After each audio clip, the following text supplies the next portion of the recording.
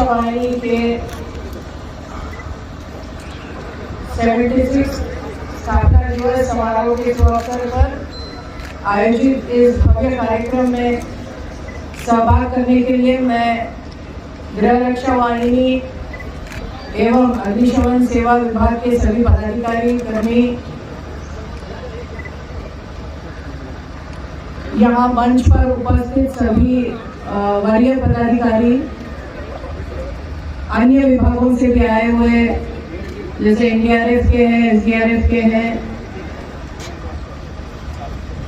और यहाँ पर उपस्थित सभी प्रिंट मीडिया और इलेक्ट्रॉनिक मीडिया के सभी सदस्यों,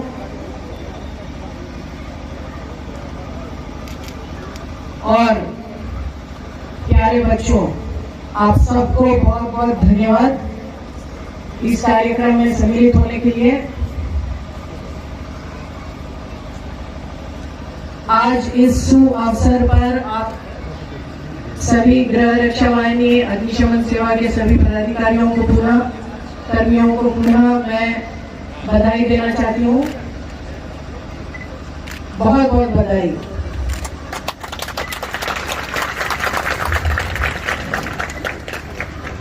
हम सभी जानते हैं कि गृह रक्षा वाहिनी संगठन की स्थापना बहुआयामी उद्देश्यों की पूर्ति के लिए की गई है। इसका उद्देश्य नागरिकों का एक सशक्त, आत्मनिर्भर, दक्ष एवं अनुशासित बल तैयार करना है। सदस्य निष्काम सेवा भाव से आंतरिक सुरक्षा एवं विधि व्यवस्था संधारण में पुलिस बल के मुख्य सहयोगी के रूप में कंधे से कंधा मिलाकर काम करते हैं। प्राकृतिक एवं मानवकृत किसी भी आपदा का दृढ़ता पूर्वक सामना करने तथा सांप्रदायिक सौहार्द बनाए रखने में इनकी भूमिका काफी महत्वपूर्ण रहती है। विगत अवधि में इस बल के साथ नए दायित्व भी जोड़े गए हैं। अब गृह रक्षक विधि व्यवस्था संधारण के अलावा आपदा प्रबंधन, अग्निशमन, यातायात नियंत्रण जैसे नए दायित्वों का निर्वहन भी कर रहे हैं।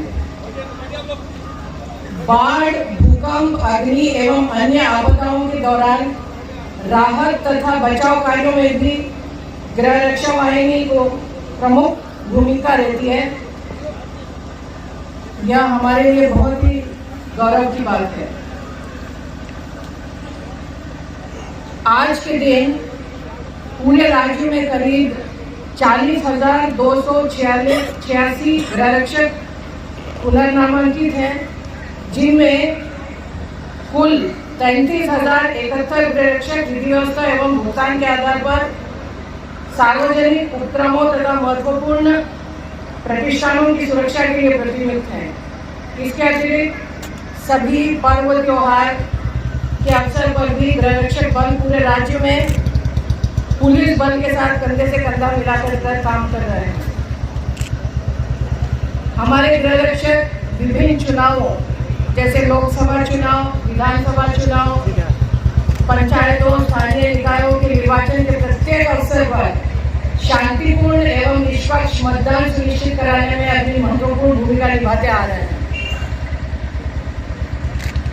अभी जो पंचायत चुनाव हुए 2021 में, इसके अवसर पर प्रत्येक चरण में औसतन 25,000 रक्षकों को कर्तव्य प्रतिनियुक्त किया गया था।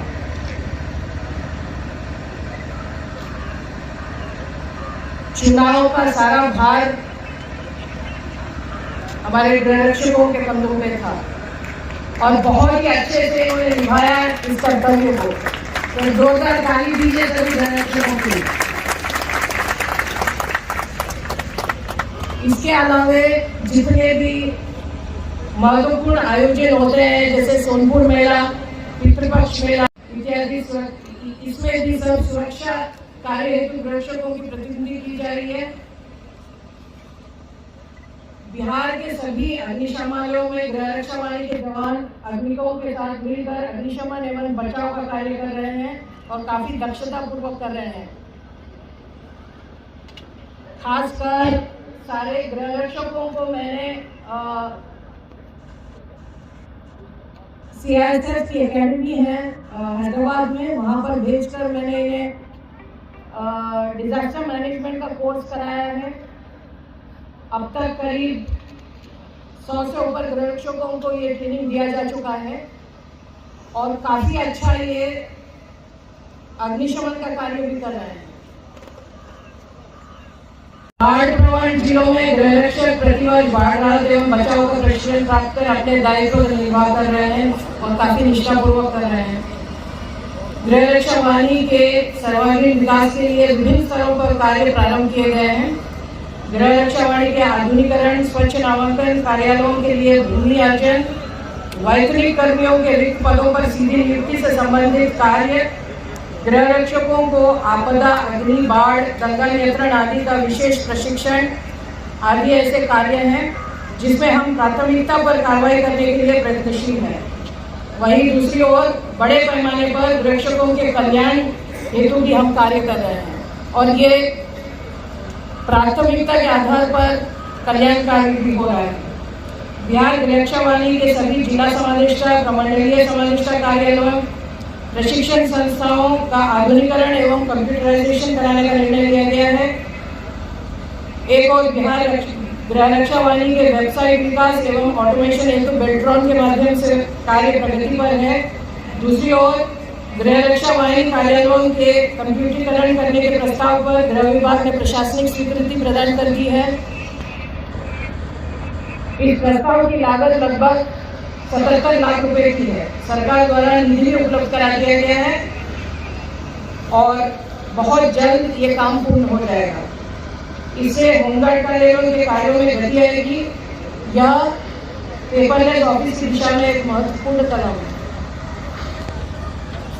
है और राज्य के लिए बहुत बड़ी उपलब्धि होगी। इसके लिए टोपोग्राफिकल सर्वे चालू है और इसका पूरा नक्शा तैयार कर लिया गया है। जैसे कि CISF हैदराबाद की एकेडमी है, उसी आधार पर मैंने यहाँ पर फायर एकेडमी बनाने का निर्णय लिया था पिछले साल और काफ़ी इसको मॉनिटरिंग करना पड़ा, फॉलोअप करना पड़ा। उसके पश्चात अभी ये ऑलमोस्ट ये कार्य प्रारंभ होने वाला है और अगले 2 साल के अंदर मेरे ख्याल से एकेडमी तैयार होकर सभी के लिए प्रशिक्षण के लिए तैयार रहेगी। जहां वर्ष 2021 में बिहार अग्निशमन सेवा के 1478 पदाधिकारी कर्मियों को विभिन्न प्रकार के प्रशिक्षण प्रदान किए गए थे, वहीं वर्ष 2022 में अब तक 1717 अग्निकर्मियों को प्रशिक्षण दिया गया है। इनमें कई प्रशिक्षण तो राज्य के बाहर पहली बार किया गया है, जैसे कि national forensic science university Delhi, भारतीय विमानपत्तन प्राधिकरण Delhi, FSTI Hyderabad, fire safety management academy Delhi आदि। इस वर्ष अग्नि के प्रति व्यापक जनचेतना के प्रसार के उद्देश्य से बहुत बड़े पैमाने पर जन जागरूकता कार्यक्रम चलाया गया है। वर्ष 2021 में कुल 14,055 स्थानों पर मॉक ड्रिल, 663 स्थानों पर नुक्कड़ नाटक कराए गए थे। वहीं इस वर्ष अब तक 77,741 स्थानों पर मॉक ड्रिल एवं 2,081 स्थानों पर नुक्कड़ नाटक कराए जा चुके हैं। इसी प्रकार भवनों में अग्नि सुरक्षा के उद्देश्य से जहां वर्ष 2021 में कुल 13,697 सरकारी निजी भवनों का अग्नि अनुशीक्षण किया गया था, वहीं इस वर्ष अब तक 11,284 स्थानों पर अग्नि अनुशीक्षण कराया जा चुका है।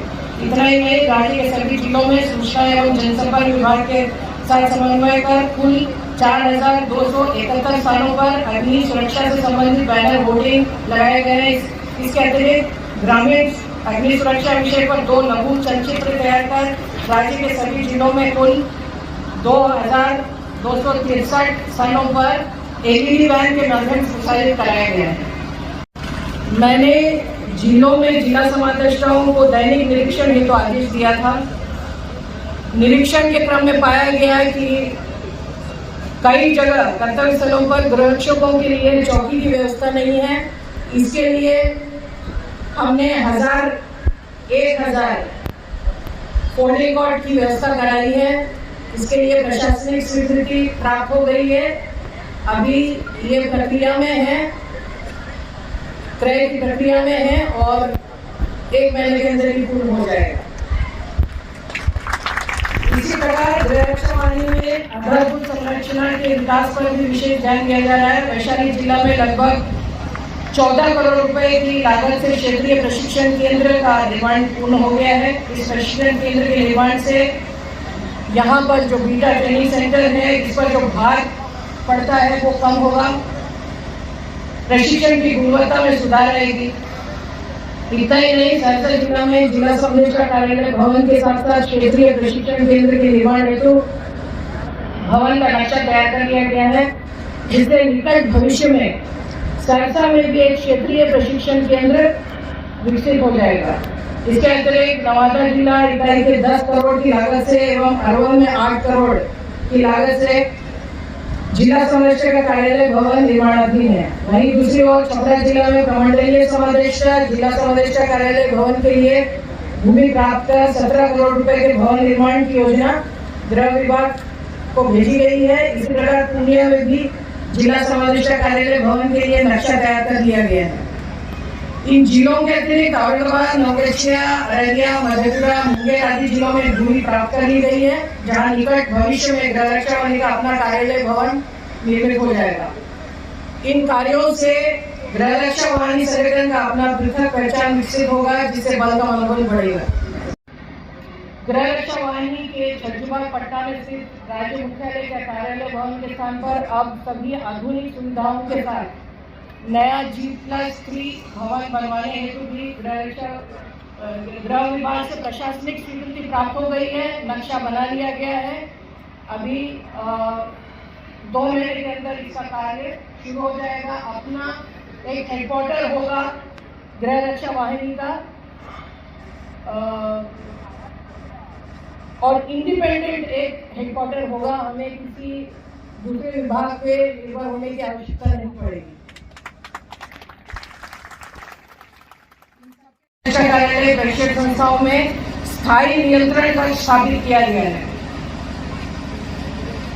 सबसे महत्वपूर्ण बात यह है कि विगत कई वर्षों से स्वच्छ नामांकन का कार्य लंबित पड़ा हुआ था। आप सभी जानते हैं विज्ञापन संख्या 2/2011 के द्वारा 11,122 गृह के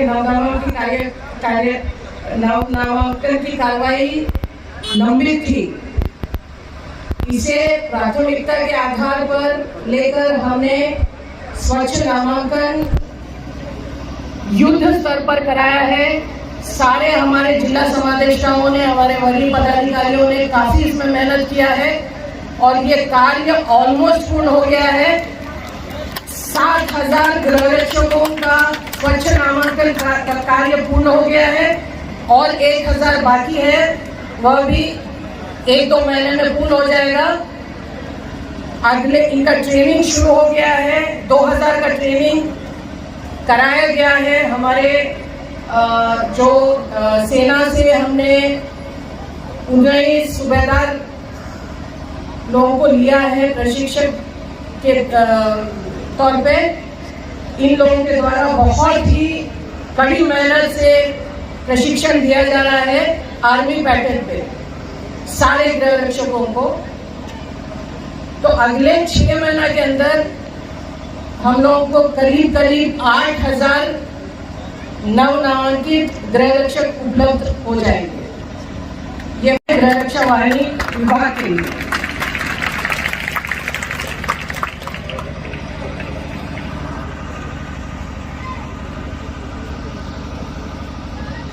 जब मैंने योगदान दिया था जनवरी 2021 में,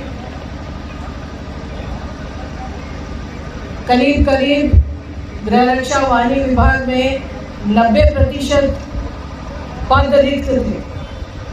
इस दिशा में किए गए प्रयासों के फलस्वरूप गृह रक्षा वाहिनी के वैतनिक सिपाही के 263 पदों पर भी भर्ती कर दी गई है और इन लोगों ने ज्वाइन भी कर लिया है। इसी प्रकार सिपाही चालक के 42 पदों पर कर्मी नियुक्त होकर प्रशिक्षण प्राप्त कर पदस्थापित हो चुके हैं। अर्थात गृह रक्षा वाहिनी में लगभग 32 वर्षों के बाद वैतनिक पदों में नियुक्तियां हुई है। इन प्रयासों के फलस्वरूप निश्चित रूप से विभाग की गुणवत्ता में सुधार आएगी।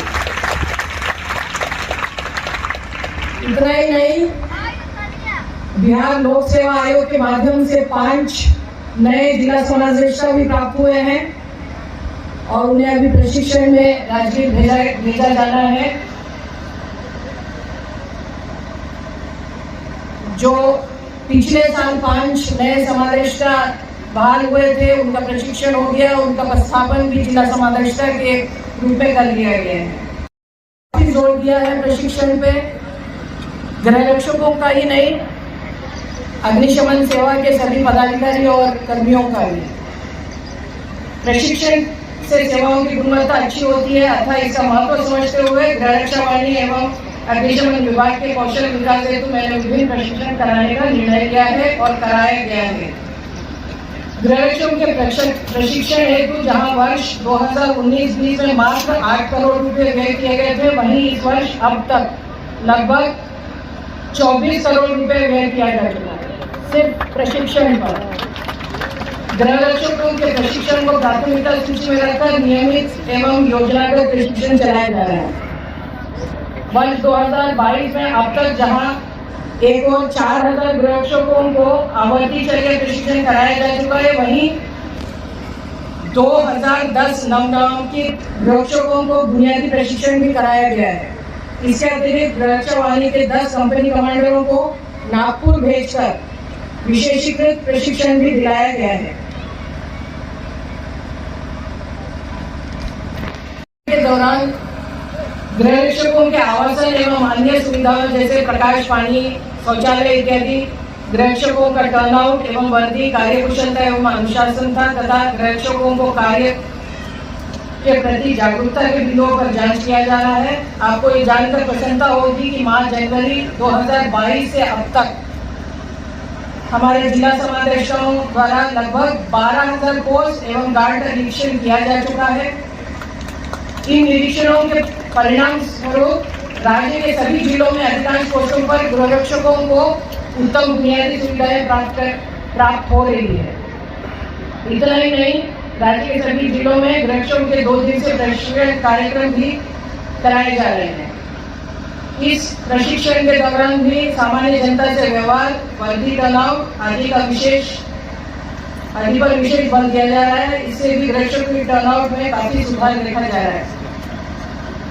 जैसे वर्दी ठीक से नहीं पहनते थे, इसीलिए मैंने बहुत प्रयास किया है और मुझे कहना होगा कि गृह रक्षा वाहिनी संगठन के सदस्यों के द्वारा भी काफी प्रयास किया गया है।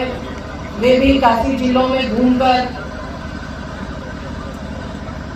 सभी से उन्होंने निवेदन किया है, सभी गृह रक्षकों से, और ये देखा जा रहा है कि सभी जिलों में हमारे गृह रक्षक जो वर्दी पहन रहे हैं, काफी अच्छा टर्नआउट उनका रहा है। और ये आप भी देख सकते हैं, आजकल जो हमारे जो ट्रैफिक में प्रतिनियुक्त है हमारे गृह रक्षक, मैं भी जब निकलती हूँ, मैं भी देखती हूँ, तो जितने भी हमारे गृह रक्षक रोड पे खड़े रहते हैं वो काफी अच्छा वर्दी पहने हुए रहते हैं और मुस्तैदी से अपना काम करते हैं।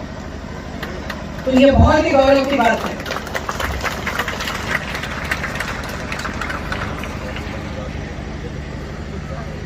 गृह रक्षा वाहिनी के अलावा अग्निशमन सेवा के आधुनिकीकरण हेतु भी दृढ़ संकल्पित होकर कई स्तरों पर कार्य किया जा रहा है।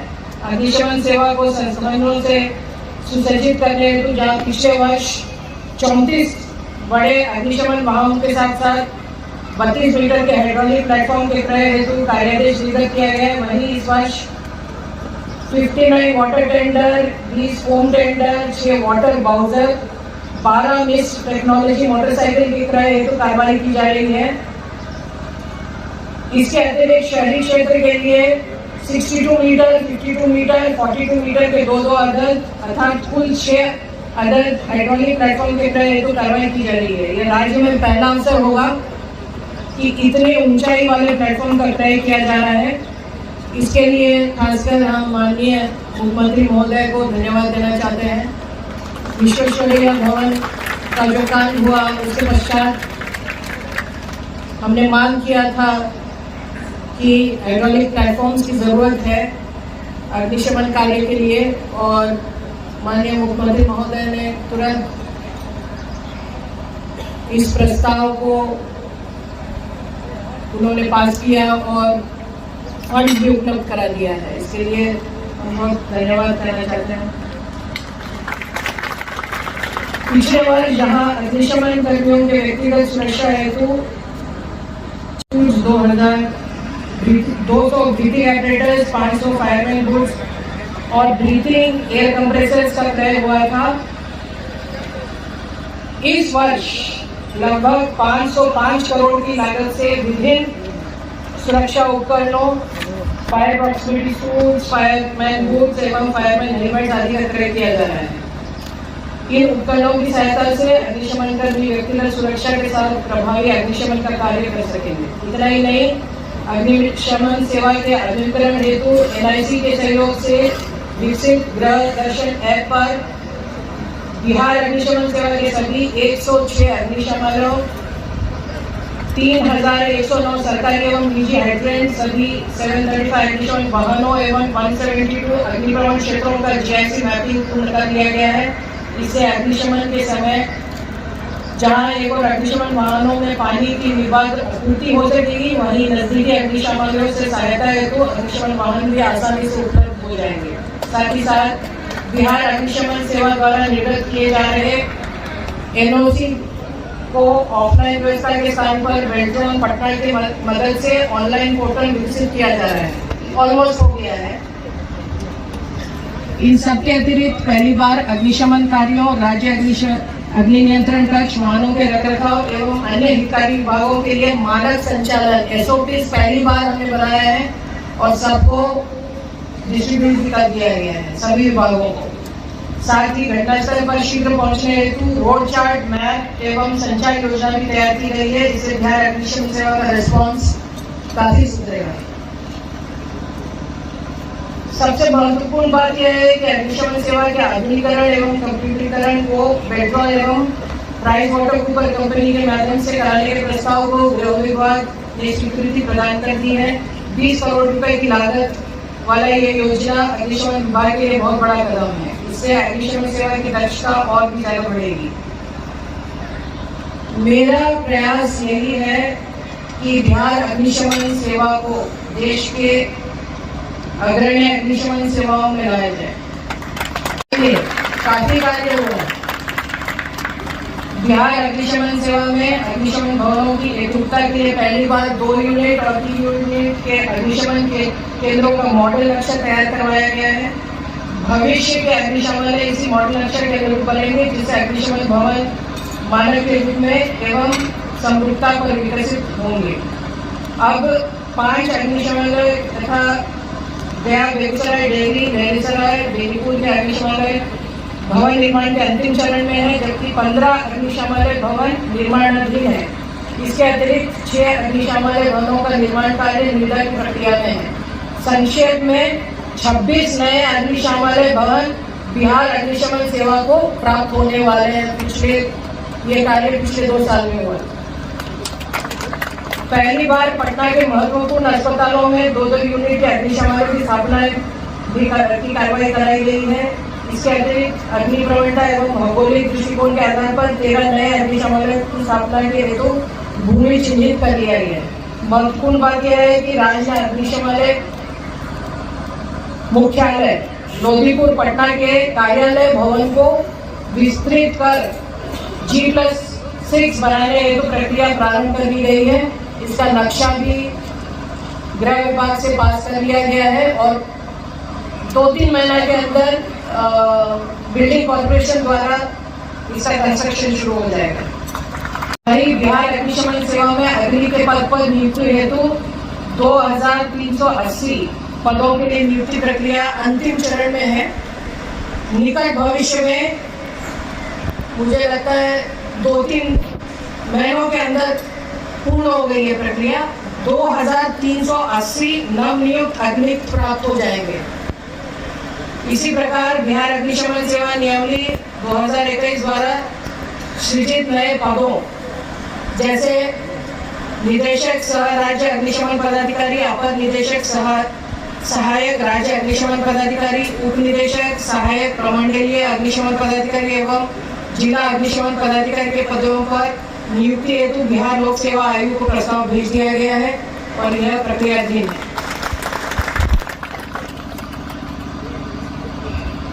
मेरे योगदान के पश्चात विगत 2 वर्षों की अवधि में बिहार अग्निशमन सेवा में विभिन्न स्तरों पर कार्य किया गया है, जिसके परिणाम स्वरूप जन सामान्य लोक उपयोगी सेवाओं के रूप में अग्निशमन सेवा का दायरा कई गुना बढ़ा है। भविष्य में इस क्षेत्र में प्रशिक्षित कर्मियों की बहुत बड़ी संख्या में आवश्यकता होगी। इसी तथ्य को ध्यान में रखकर राज्य में पहली बार इंजीनियरिंग कॉलेजों में फायर सेफ्टी कोर्सेज की पढ़ाई प्रारंभ करने हेतु कार्य प्रारंभ किया गया है।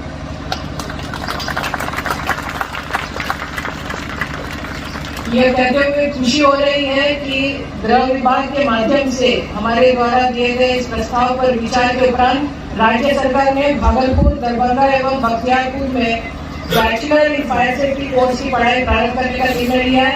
इसके अतिरिक्त बरौनी तथा मुंगेर पॉलिटेक्निक कॉलेजों में diploma course in fire safety की पढ़ाई प्रारंभ कर दी गई है।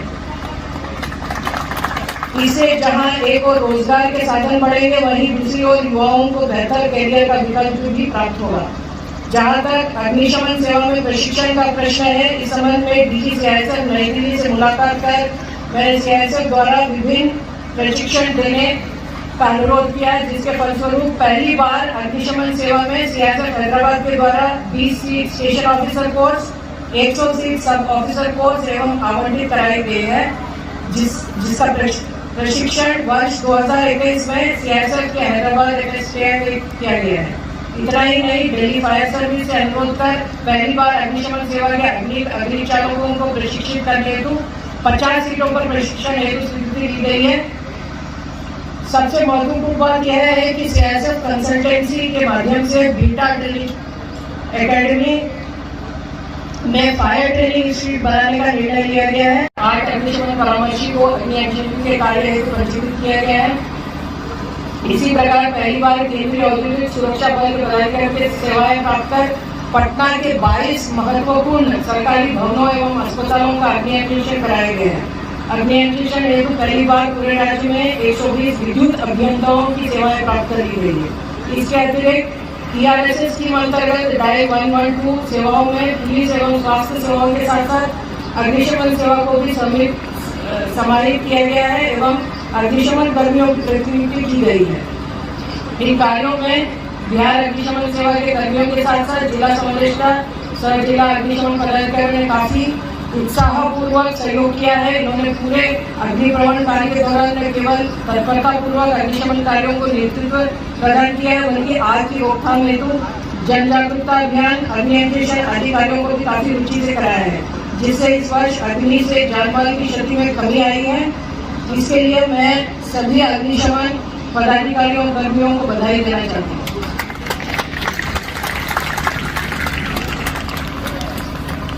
जहाँ तक गृह रक्षा वाहिनी का प्रश्न है, इस संबंध में प्रयास किया जा रहा है कि गृह रक्षकों में बेहतर अनुशासन हो, वे अच्छी वर्दी पहने एवं अच्छा कार्य करें। यह भी प्रयास है कि गृह रक्षकों के रहने एवं कार्यस्थल का वातावरण अच्छा हो, उन्हें अच्छी बुनियादी सुविधाएं मिले। जहाँ की व्यवस्था ठीक नहीं है, वहाँ के संबंधित अधिकारियों से बात कर इसे ठीक कराया जा रहा है। एक दक्ष एवं पेशागत बल के लिए उनके सामाजिक आर्थिक सुविधाओं का ध्यान रखा जाना एवं उनके कल्याण के प्रति संवेदनशील रहना भी इतना ही महत्वपूर्ण है। इस बात को ध्यान में रखते हुए रक्षकों के लाभ के लिए सभी मामलों को प्राथमिकता पर रखकर निष्पादित कराया जा रहा है। जहां एक और वर्ष 2022 में कर्तव्य के दौरान मृत्यु हुए 193 रक्षकों के बीच 7 करोड़ 72 लाख रुपए वितरित किए गए हैं, वहीं दूसरी ओर सेवानिवृत्त रक्षकों को 34 करोड़ 84,50,000 रुपीज का एक मुश्त सेवांत लाभ भुगतान कराया गया है एवं अभी भी लगभग 8 करोड़ रुपए का आवंटन दिया गया है। जहां पूर्व वर्षों में इस मद में वार्षिक व्यय 30 करोड़ से नीचे का था, वहीं इस वर्ष अब तक 43 करोड़ तक पहुंच चुका है। इतना ही नहीं, वृक्षकों की चिकित्सा प्रतिपूर्ति पर लगभग 25 लाख रुपए की राशि स्वीकृत की गई है। कर्तव्य के दौरान बीमार घायल 102 वृक्षकों को अनुदान के रूप में लगभग 10 लाख रुपए का भुगतान कराया गया है। इसके अतिरिक्त मृत वृक्षकों के आश्रितों को कल्याण कोष से वर्ष 2022 के दौरान 1 करोड़ 34 लाख रुपए का भुगतान किया जा चुका है। सबसे महत्वपूर्ण बात यह है कि माह जनवरी 2021 से अब तक कुल 402 मृत गृहरक्षकों के आश्रितों को अनुकंपा के आधार पर गृहरक्षक के रूप में स्वच्छ नामांकन किया गया है। हम गृहरक्षकों के स्वास्थ्य के प्रति संवेदनशील होकर कार्य कर रहे हैं। इसका परिणाम यह है कि कोविड टीका की तीसरी खुराक हेतु लगातार अनुश्रवण कर 90% गृहरक्षकों को टीकाकरण कराया जा चुका है। बीटा के होमगार्ड अस्पताल के अधिग्रहण किए जाने हेतु भी कारगर प्रयास किए जा रहे हैं। इस अस्पताल में महिला डॉक्टर समेत कम से कम 3 डॉक्टर, नर्सिंग एवं मेडिकल स्टाफ तथा दवाखाना हेतु गृह विभाग को पत्र भेजा गया है। गृह विभाग द्वारा स्वास्थ्य विभाग को प्रस्ताव ऑलरेडी भेज दिया गया है। निकट भविष्य में ही स्वास्थ्य विभाग द्वारा चिकित्सकों एवं नर्सिंग स्टाफ की सुविधाएं प्राप्त होने की संभावना है। माननीय मुख्य सचिव से मेरी बात हुई है। उन्होंने एक डॉक्टर को दूसरे विभाग से डिप्यूट किया है अपने बीटा केंद्र में, और एक जो पद है उसके लिए भी उन्होंने एक डॉक्टर को प्रतिनियुक्त कर लिया है। वो दोनों ज्वाइन कर लेंगे हफ्ता के।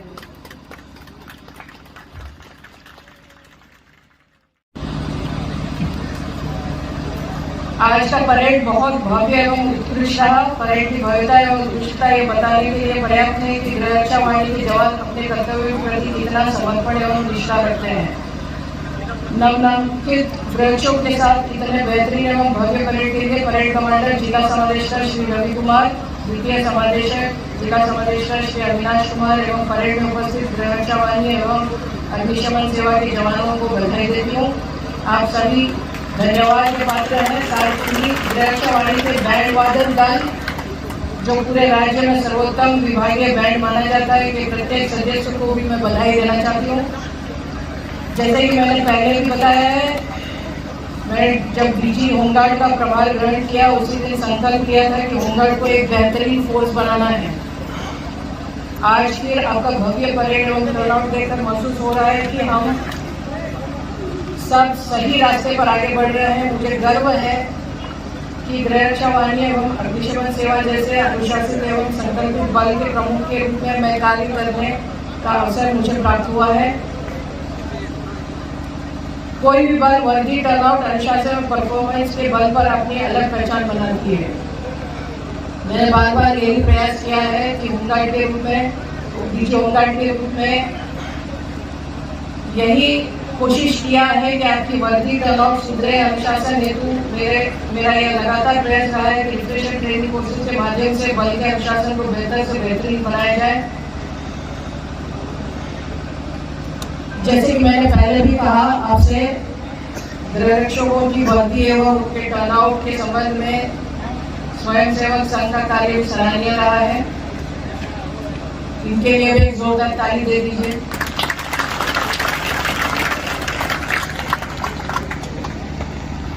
अंत में मैं गृह रक्षा वाहिनी एवं अग्निशमन सेवा से संबंधित सभी कल्याणकारी एवं विकासात्मक प्रस्तावों पर सहमति प्रदान करने के लिए मैं गृह रक्षा वाहिनी एवं अग्निशमन सेवा विभाग की ओर से माननीय मुख्यमंत्री महोदय एवं गृह रक्षा गृह विभाग का आभार व्यक्त करना चाहती हूँ।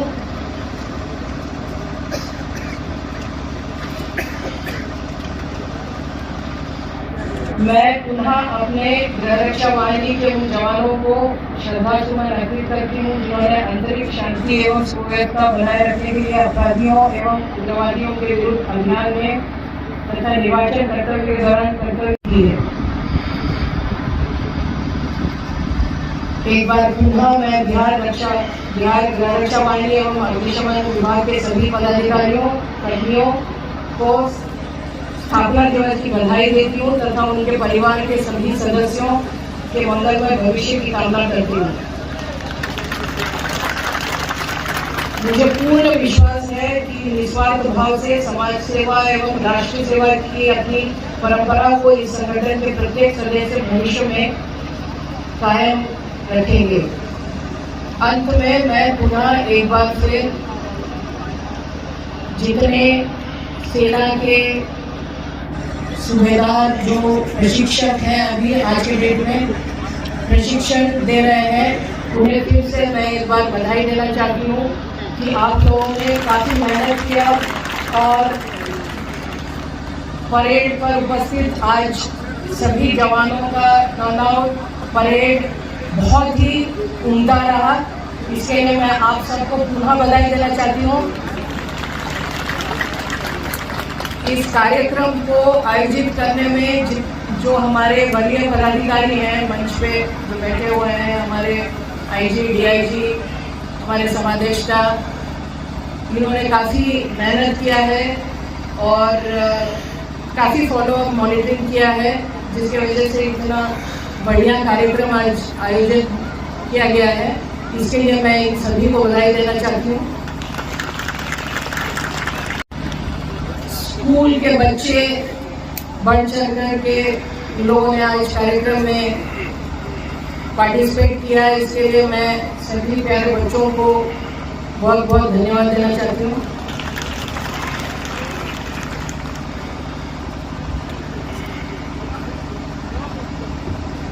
अंत में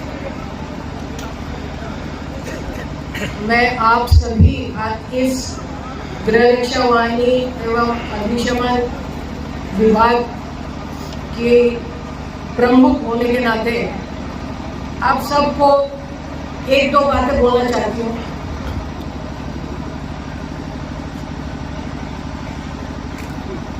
पिछले साल मैंने आपको बताया था कि आप लोगों को खुद की पहचान खुद बनाना है। इसके लिए आपको मेहनत करना पड़ेगा।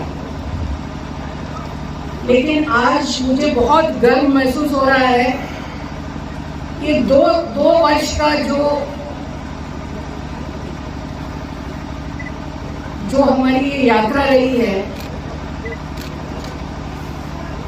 आज इस मंच पे खड़ा होकर मुझे बहुत गौरव महसूस हो रहा है कि हमने बहुत सुधार कर लिया है, बहुत आप लोगों ने मेहनत किया है। मुझे तो आप लोगों पे बहुत गर्व है, आप लोगों को भी होना चाहिए।